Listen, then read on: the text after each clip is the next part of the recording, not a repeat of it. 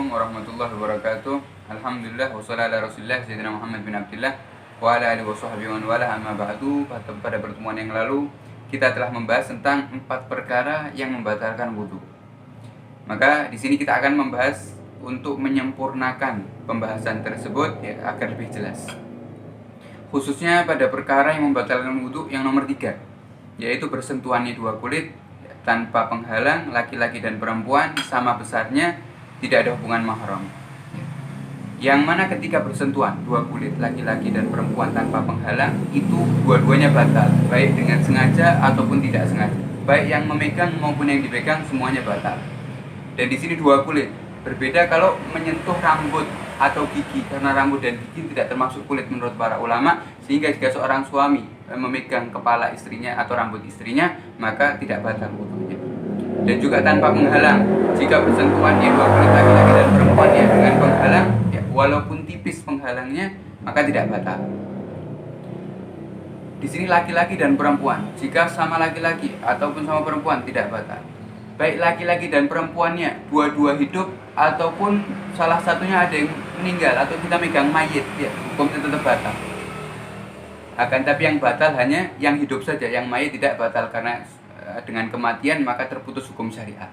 Seperti seakan-akan seperti contohnya seorang suami memandikan istrinya, maka dikatakan suaminya tersebut batal wudunya dengan memegang mayit istrinya. Dan juga di sini sama-sama besar. Maksudnya sama-sama besar apa? Alias sudah mencapai batas syahwat jika dipandang oleh lawan jenisnya.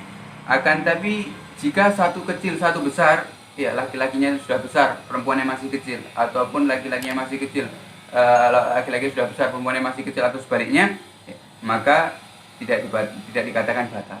Ataupun jika ragu, apakah wanita ini sudah mencapai batas syahwat, ataupun laki-laki ini sudah mencapai batas syahwat, maka dengan keraguan tidak membatalkan wudu, ya, dengan keyakinan. Kemudian yang ini yang paling penting, tidak memiliki hubungan mahram. Jika memiliki hubungan mahram, maka tidak batal. Nah, sekarang pertanyaannya, apa hubungan mahram tersebut? Dan bagaimana terjalinnya hubungan mahram? Ya, hubungan mahram kita terjalin dengan 3 perkara. Yang pertama adalah nasab. Hubungan seorang ya daripada mahram kita. Ya. Ini kita membahas daripada fikih wanita, kita akan menyebutkan mahram-mahramnya seorang wanita daripada nasabnya. Ada 7 orang. Yang pertama adalah ayahmu. Dan ayahmu ini mencakup ayahmu atau ayahnya ayahmu atau kakekmu atau buyutmu sampai ke atas. Alias ya ayahmu dan sampai ke atas itu daripada mahrammu. Yang kedua anak laki-lakimu. Dan ini juga seterusnya anak laki-lakimu atau cucumu, baik daripada cucu anak laki-laki maupun perempuan. Terus sampai ke bawah ya, adalah termasuk mahrammu. Ya, alias tidak batal dalamnya. Yang ketiga adalah saudaramu. Saudara laki-laki. Baik ya daripada saudara kandung ataupun saudara tiri, seibu ataupun seayah, itu semuanya hukumnya mahram. Yang dilahirkan oleh ibumu ataupun yang dilahirkan oleh ayahmu ataupun yang dilahirkan oleh keduanya, itu dianggap mahram. Dan juga yang keempat daripada mahrammu adalah anak daripada saudara laki-lakimu, alias keponakan. Anak dari saudara laki-laki, keponakan. Baik daripada saudara kandung ataupun saudara tiri, sama hukumnya. Yang kelima, anak daripada saudari ini, saudara perempuan. Keponakan juga akan tapi daripada saudari, itu juga mahram. Yang kelima, saudari juga daripada kandung ataupun tiri. Yang keenam, pamanmu. Nah, ini paman juga secara luas. Pamanmu alias saudara ayahmu, ataupun saudara kakekmu, ataupun saudara buyutmu, terus sampai ke atas, itu semua daripada mahram. Maka di sini sebagai daripada istilah orang Arab mengatakan paman ayahmu adalah pamanmu juga.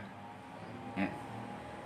Kemudian yang terakhir adalah paman daripada ibu, alias saudara ibumu. Dan ini juga sampai ke atas, saudara ibumu atau saudara nenekmu atau saudara buyutmu, terus sampai ke atas. Begitu juga seterusnya. 7 orang ini, 7 golongan ini adalah mahrammu daripada nasab, alias tidak batal jika kau pegang bersentuhan dengan mereka. Yang kedua adalah hubungan dengan susuan, mahram dengan susuan. Mahram dengan susuan seperti ya kamu menyusuinya ataupun kamu menyusu daripada seorang wanita. Mahram daripada terjalin daripada susuan ini juga sama, ada 7, dan orang-orangnya juga sama seperti yang dinasab. Yang pertama adalah ayah sesusumu, dan ini ayah susumu perlu dijelaskan secara detail. Siapa ayah susumu? Ayah susumu adalah ketika kamu menyusu kepada seorang wanita, maka suami daripada wanita tersebut atau penyebab daripada keluar susunya daripada orang tersebut, seorang laki-laki, itu dikatakan ayahmu, ayah susumu.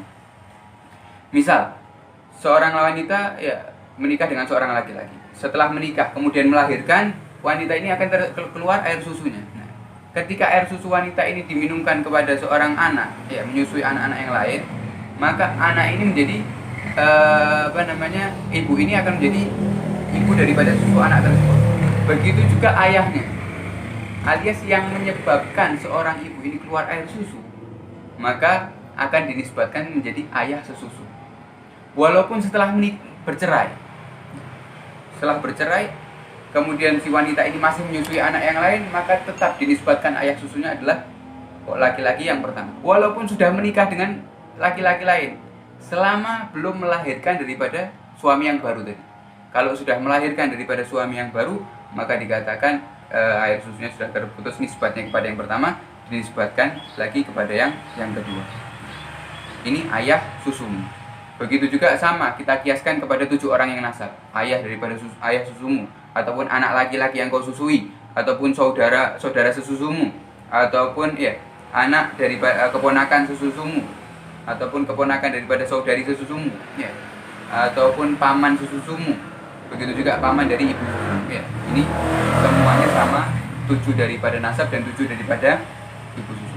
Kemudian ada juga nasab yang ketiga, hubungan mahram terhubung dengan pernikahan.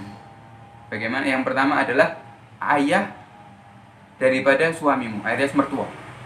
Ini dengan kau menikah dengan pernikahan, maka mertuamu akan menjadi mahram.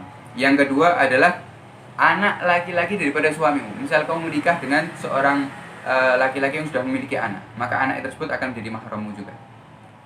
Yang ketiga adalah jika seandainya ibumu menikah lagi dengan seorang laki-laki, alias ayah tiri, maka ayah tiri tersebut dikatakan mahrammu jika ayah tiri tersebut sudah berhubungan badan dengan ibumu, ya tadi. Kemudian yang keempat adalah laki-laki yang menikahi putrimu, alias menantu. Dengan akad tersebut maka menantumu akan menjadi mahram. Maka ringkasannya adalah mahrammu ada 18. 7 daripada nasab, 7 daripada susuan, dan 4 daripada pernikahan. Dan ini menjadi mahram selamanya sampai meninggal dunia. Ya, tidak batal wudu jika bersentuhan. Adapun selain daripada 18 golongan ini, maka tidak boleh, bahkan hukumnya haram untuk saling bersentuhan laki-laki maupun perempuan. Bahkan Nabi Muhammad SAW bersabda, lebih baik seseorang ditusuk kepalanya dengan besi daripada harus menyentuh seseorang yang bukan mahramnya. Maka ya, semoga penjelasan ini bisa bermanfaat untuk kita. Dengan ini kita telah selesai membahas daripada bab wudu. Insya Allah pertemuan yang akan datang kita akan membahas dan memasuki bab cara mandi besar. Bagaimana cara seorang wanita mandi besar dengan benar? Insya Allah kita akan lanjutkan di pertemuan yang akan datang. Semoga Allah Subhanahu wa taala menjadikan ilmu kita ilmu yang bermanfaat. Amin Allahumma amin. Wassalamualaikum warahmatullahi wabarakatuh.